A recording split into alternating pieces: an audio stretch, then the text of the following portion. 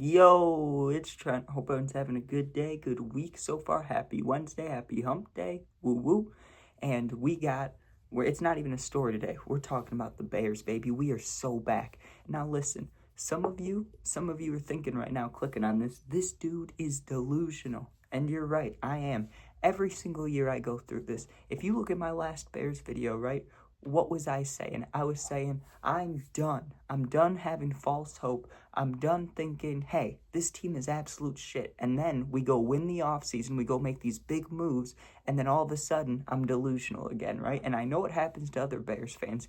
You see it throughout the year. When we lost to the damn Cardinals and to the Patriots, dude, everybody, all the fans are like, fuck this team, sell this team, everybody needs to go, right? That's what they were saying. I was saying that too.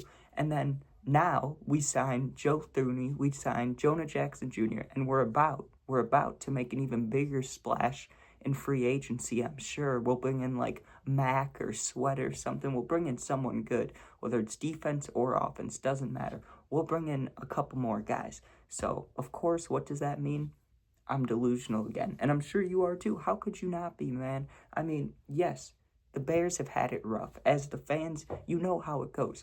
We make these improvements, right? And you look at the team and you think, wow, what are we missing? And then you see what you're missing when Caleb gets sacked 80 times. You know what I mean? But I don't know. I'm not going to say this feels different because it feels the exact same as last year, how it always feels, right?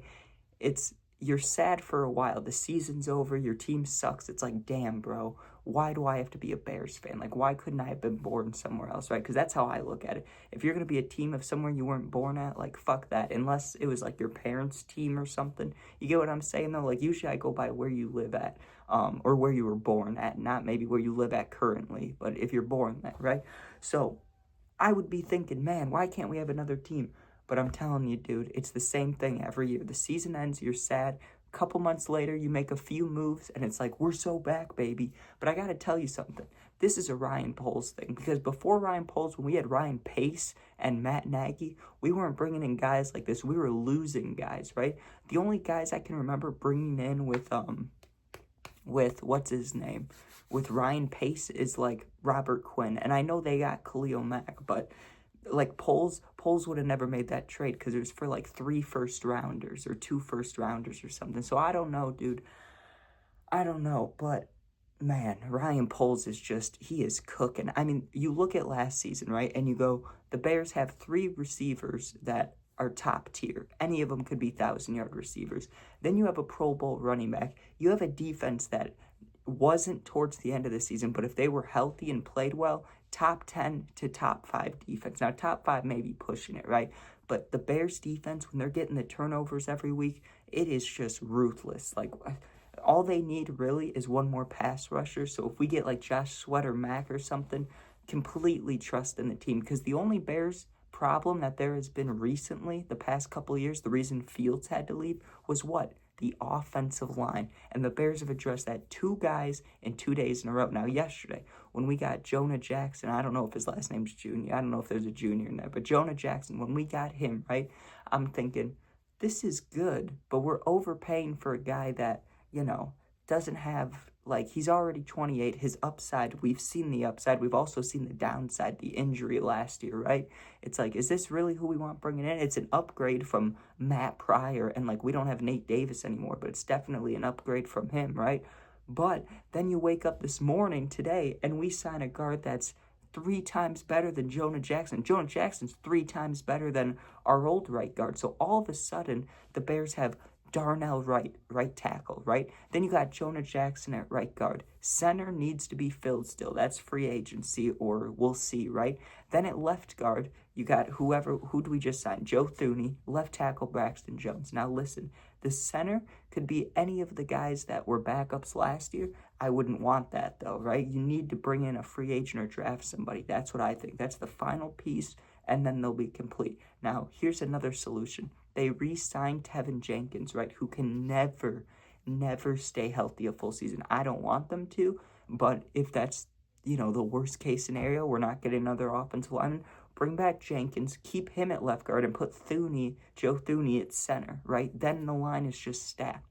Either way, the Bears went from having 2 tackles, right? Braxton Jones, who has had some downsides, but like majority of the time he plays decent.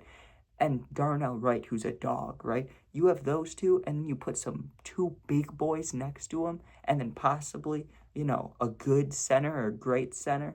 Dude, the Bears are back, baby. I mean, you see what Caleb can do with no offensive line. He still was one of the best QBs in Bears history without an offensive line.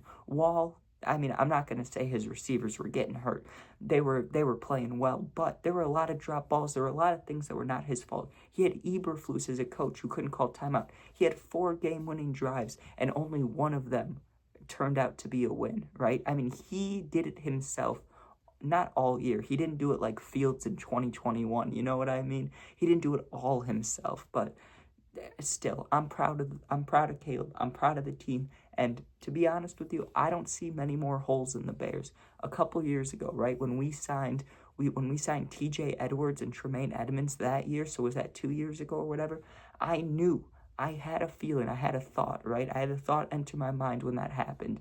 And it was something like, wow, this is like the start of a rebuild, everything that they're doing right here. Then they brought in Montez Sweat. It's like, and then we drafted really well. We drafted, I can't remember, maybe it was the year before, but we drafted Brisker, Gordon, Gervon Dexter. We draft all these guys that are dogs, you know what I mean? So just looking at it, 2 years ago, I remember thinking, damn, like, this is the start of the rebuild we need. This is the final piece today, dude. Not even today, but the upcoming weeks. All we have to do to finally have a team that's good, dude, is just draft a fucking center or sign Dahlman. Sign Drew Dahlman, and we are completely set. I understand there's going to be injuries. Guys are going to get hurt. Guys may not perform to what you think they will perform to. But listen to me, dude. With the fact that, 2 years ago with Fields and the shitty team, and I know we weren't that shitty. But we weren't that great either. We still almost managed to make the playoffs that year after losing 5 or 6 straight. Then last year was rough. I know, 5-12, but there were so many of those games that we really could have won, but it was Eberflus's fault. Now, I'm not saying count those as wins. I'm not saying that. But all I'm saying is the teams that think we're a 5-12 shitty team like the Raiders or the Saints or the Titans or any of them, they're the ones that we're going to blow out. And the teams that respect us, we're just going to have to grind it out and beat them. Now, we have one of the toughest schedules this upcoming year, but if anything, I think that will make us better. I think that'll make us very good because potentially, now we don't know who, but potentially it's Bears versus Eagles opening the season. Now, I don't think we can win that game at any point in the season. I don't, right? There's no way that we can beat Saquon Barkley. I just don't think we can. But just like how the Lions beat the Chiefs 2 years ago, if we somehow pulled that off, and even if we didn't, I believe that would be a great way to start the season with a win or a loss, honestly, because you're losing to the Super Bowl champs and you're saying, you know what? They're in the NFC too. Let's get back. Let's go to the NFC Championship so we can play them. I don't know. I'm not saying I have a feeling because I've said that before and it's just bullshit, okay? I don't have a feeling about shit. But as a Bears fan that has just seen us suck for years and never addressed the offensive line. They've addressed one position at a time before, drafting Jenkins, drafting Darnell Wright, but they've never done a complete, okay, we're rebuilding the offensive line. And now they're doing it, dude. And they're doing it with Ben Johnson of all people. I don't know, dude. It seems like we're actually going to be fucking good. But I can't say that. I can't say that because we started 4-2 and then ended up at 5-12. Okay, we won 1 out of the last 11 games or 10 games or whatever. So I can't say shit. But man, I really about that. We need to go 7, 8, 9-0 before I really was like, oh, okay, we'll make the playoffs for sure. We could be 7-0, and in the back of my head, I'm gonna think, yeah, I could see us losing 15 straight or 14 straight. That wouldn't surprise me, or 13 straight, or that'd be way too many games. But you get what I'm saying, right? I'd be like, oh, I could see how we lose 10 in a row or 9 in a row, but not now, dude. I just think finally, we've done enough to fucking, I don't know, fill up this team. Because the offensive line has sucked forever. My whole life, the offensive line sucked.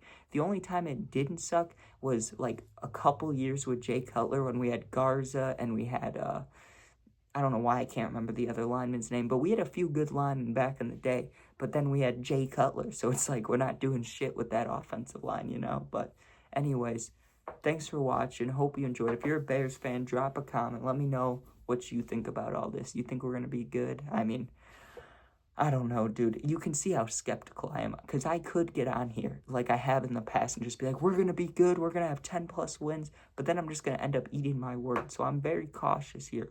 But I'm also excited. Are we back? Like, I know I was titling this, We Are So Back, but I don't know anymore.